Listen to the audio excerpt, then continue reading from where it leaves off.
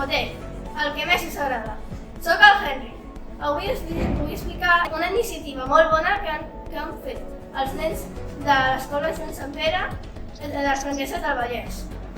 Per un dia s'han convertit en uns reporters que han investigat les seves necessitats de l'escola. Aquí teniu un tastet dels seus reportatges. Hola, som la Noa i el Roberto, els reporters del 5è més bo de l'escola. Estem aquí amb la directora de l'escola. Hola, Maripí. Volem saber quines són les necessitats que té l'escola per tal de fer una escola funcional fins que la convivència sigui millor. L'edifici de la nostra escola és un edifici molt antic i té moltes escales. Com a directora del centre és important oferir les mateixes possibilitats a tots els alumnes del centre i acollir a tothom que ens vulgui visitar. Des d'allà per algun temps és necessari habilitar l'accés a la tercera planta, ja que tenim un alumne amb mobilitat reduïda i de vegades rebem la visita de persones amb mobilitat reduïda i no poden accedir a aquesta planta perquè l'ascensor no arriba fins allà. Gràcies, Maripili. Ho tindrem en compte. Ara anem a preguntar a algun alumne.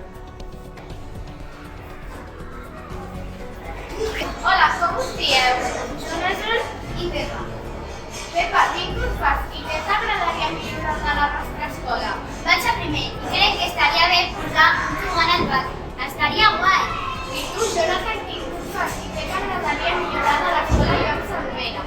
Doncs sí, crec que estaria bé posar als passadissos i a les aules una cosa que ens indica és que estem fent molt de xivarri, perquè de vegades és difícil escoltar la mestra i concentrar-nos quan estem fent feines. Hola, vostè és mare d'una alumna de l'escola. Què creus que podria millorar l'escola? Sí, soc mare d'una nena de tercer.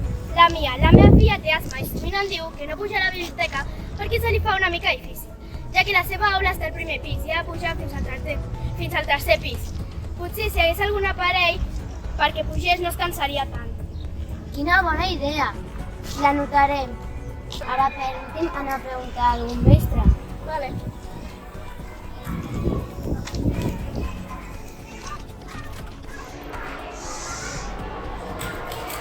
Hola, Roberto i Noa, què feu pel passadís? Estem fent un reportatge de les necessitats que els alumnes, pares i mestres veuen de l'escola. Vols participar? I tant! Fa temps que crec que és necessari fer quelcom amb la contaminació acústica del centre, ja que és molt antic i la seguretat és molt forta. Estaria bé trobar alguna manera de fer que no se sentís tant soroll ni a les aules ni a les Gràcies, Pol. Fins aquí el nostre reportatge. Després d'haver vist aquest vídeo tenim com a convidats el Federico, mestre de l'escola i que ha portat a terme aquest projecte, i la Caral, una alumna de 5è que ens parlaran del projecte. Federico, ens podries explicar per què heu decidit fer aquest projecte? Hola, bon dia. A partir d'aquest any que es realitza la presentació que s'ha de l'escola, vam pensar que estaria bé portar una resposta portant a terme un projecte específic. Aquest projecte és CEFAI. Tracta de la gent amb mobilitat reduïda i la contaminació acústica. Caral, ens podries explicar què signifiquen les segles? CEFAI, la S de suma, la E d'esforça, la F de facilita, la A d'ajuda i la I d'inclou.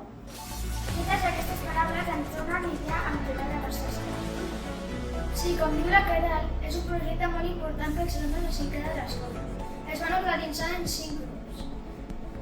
Realització del vídeo, màrqueting, disseny 3D, maqueta i programació. Entre tots han fet possible aquest projecte, treballant moltíssim i amb moltes ganes. Uau, quin projecte més complet! I moltes gràcies per haver vingut aquí a explicar-nos en directe. I a vosaltres per escoltar-nos des de casa. I aquí acaba el nostre Telenotícies. Adeu! Adéu.